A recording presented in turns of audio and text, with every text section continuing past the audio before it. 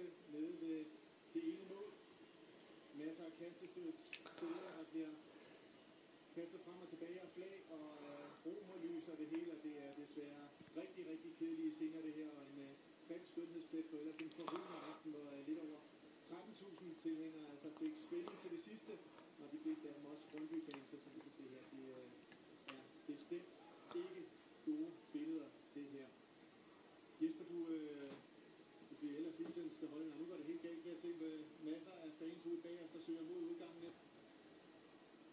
Og forhåbentlig ikke for meget pres på dem dernede, det ser rigtig, rigtig skidt ud. Alle presser på for at komme ud, og det kan altså alt, der bliver hoppet over banderne og det ene og det andet her.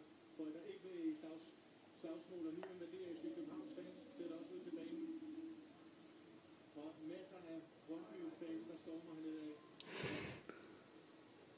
Vores folk får også lige at vide, at er søgt i sikkerhed dernede, og spillerne også hurtigt væk fra banen, mens politiet altså også indtager hele frontsøren her og forsøger at få styr på det her. Masser af folk også, der bliver lagt ned og anholdelser ser det ud til, mens Brøndbys sikkerhedsvagter også jagter nogle af fansene, der er løbet på banen. Kæmpe tumult her på Brøndby Stadion og en meget, meget kedelig afslutning på det hele. Og forhåbentlig kommer alle udskat herude fra stadion.